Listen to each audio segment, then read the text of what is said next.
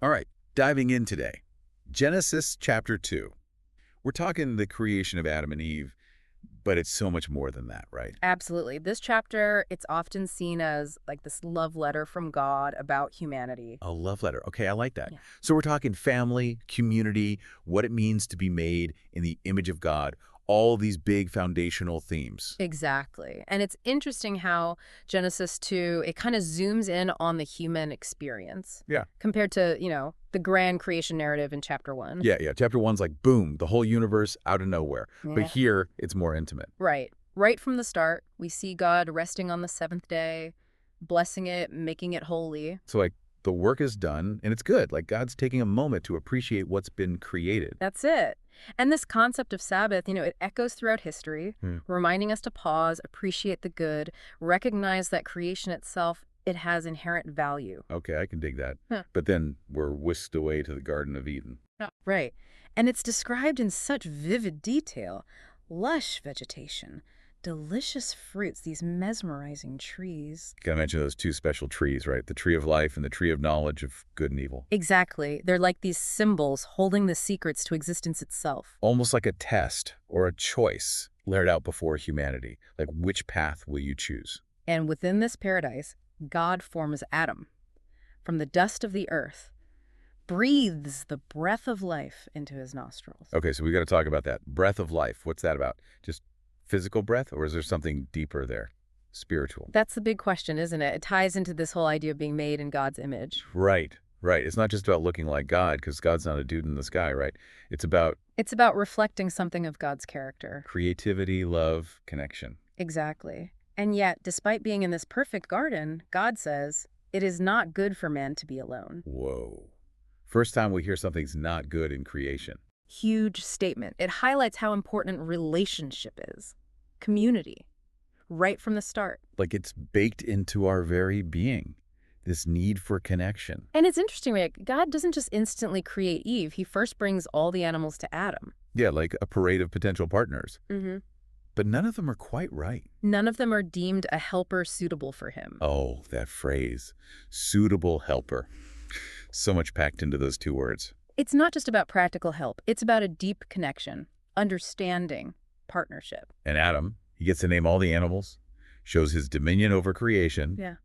but he's still searching. Searching for that equal, someone to share life's journey with. And that's where Eve comes in, created from Adam's rib. Not some random detail, right? The rib symbolizes closeness, intimacy, this idea that men and women, they're two halves of a whole. In Adam's reaction when he sees Eve, it gets me every time. Yeah. This is now bone of my bones and flesh of my flesh. You can feel that deep recognition, right? A sense of belonging, completion, like they were always meant to be. Okay, so huge implications here for understanding gender roles. Absolutely. This origin story, it suggests fundamental equality between man and woman, a partnership built on mutual respect. But also acknowledges their distinctness. Different yet complementary roles. This is a rich tapestry, one that's been interpreted and reinterpreted throughout history. Speaking of history, I gotta bring up one of the most iconic verses. Yeah. Therefore a man shall leave his father and his mother and hold fast to his wife, and they shall become one flesh. The foundation for countless marriage traditions, speaking to the power of this bond between man and woman. One flesh, though. It goes way beyond just the physical, right? Absolutely. It's the intertwining of lives, hearts, minds. It's the foundation of family, the building block of community. The essence of that connection God's been emphasizing all along. It's all woven together. Okay, so last image, Adam and Eve. Naked, unashamed, in the garden. What's that about? This picture of pure innocence, vulnerability, no fear, no shame, just complete acceptance. Powerful stuff. Speaks volumes about the kind of relationship God intended. Open communication, genuine connection. It's a beautiful image. Before sin and shame enter the world, but this idyllic scene, this perfect garden, it doesn't last forever. Right. Paradise Lost and all that. Exactly. Enter the serpent, often interpreted as a symbol of temptation, deception, That sneaky snake. slithering in, sowing seeds of doubt. Challenging God's command. That whole don't eat from the tree of knowledge thing. Yeah. It's interesting how the serpent doesn't outright lie to Eve. Yeah, he's clever. More subtle. He twists the truth, asks, did God actually say you shall not eat of any tree in the garden? Plays on Eve's curiosity.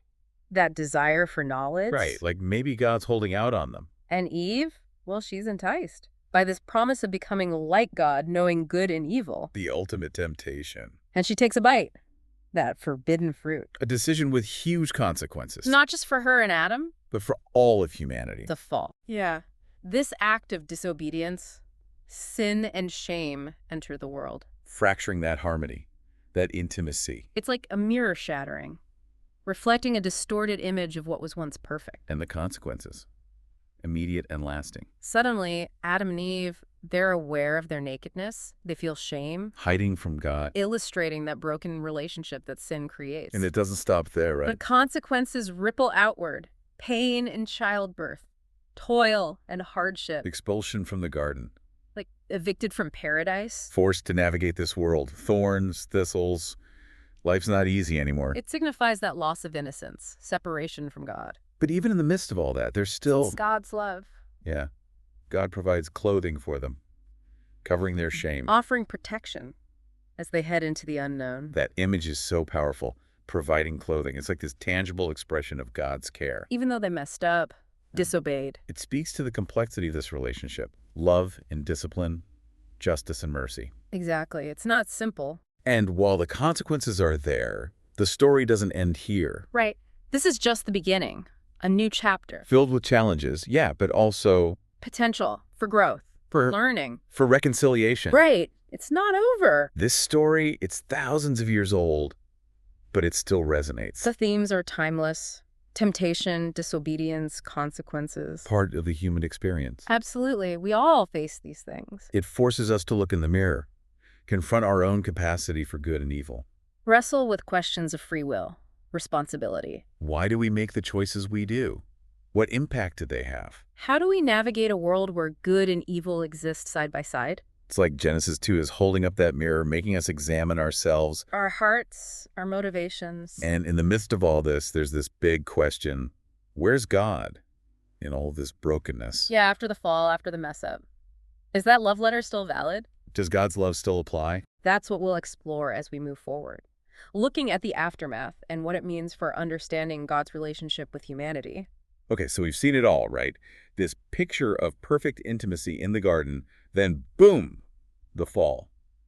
It's hard to square those two. Like, where's the love letter and all the mess that follows? That's where it gets really interesting, I think. Even with the consequences, even when life gets tough outside Eden, you still see this thread of love running through it all. You mean like God doesn't just give up on them? Exactly. It's not like, oh, you messed up, see you later. God's still there, providing clothes, a path forward, even though it's going to be a struggle now. Like tough love, kind of. That's a good way to put it. It's like a parent with a child. There's love in the boundaries, even when they're hard to accept. Okay, yeah, I can see that. And I keep thinking about how the whole story focuses on creating both man and a woman. This unique bond.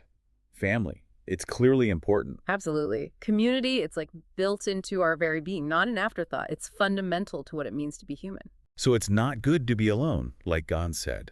We're meant for connection, for sharing life, the good and the bad. That's what the text points to, yeah. And it resonates throughout history, even in our own lives. How often do we try to go it alone and it just doesn't work? Right, right. But then how does all this fit with being made in God's image? If we reflect something of the divine, does that include this need for connection? I think it has to. If we mirror God in some way and God is relational, then yeah, our capacity for love, for building community, that's part of that image too. Whoa. Okay, so if every human being carries that divine imprint, it totally changes how we see each other. It's a radical concept. Inherent worth and dignity, no matter who you are, what you believe, because we all reflect something of God. That's a challenge, isn't it? To live that out. Big time. If we really grasp what it means to be God's image, it changes everything. How we treat each other, how we build societies. Mind blown. Seriously, this whole deep dive has been incredible. Creation, human nature, the power of relationships, and this whole idea of reflecting the divine. It's a lot to unpack, for sure. And it leaves us with questions like, okay, if we are God's image, what does that mean for our actions, our responsibility? How do we create a world that honors everyone's dignity, recognizing that we're all connected in this amazing tapestry of creation? Heavy stuff to think about. Yeah. But that's what makes this so fascinating. And on that note, thanks for joining us on this journey through Genesis chapter 2. Until next time, keep diving deep.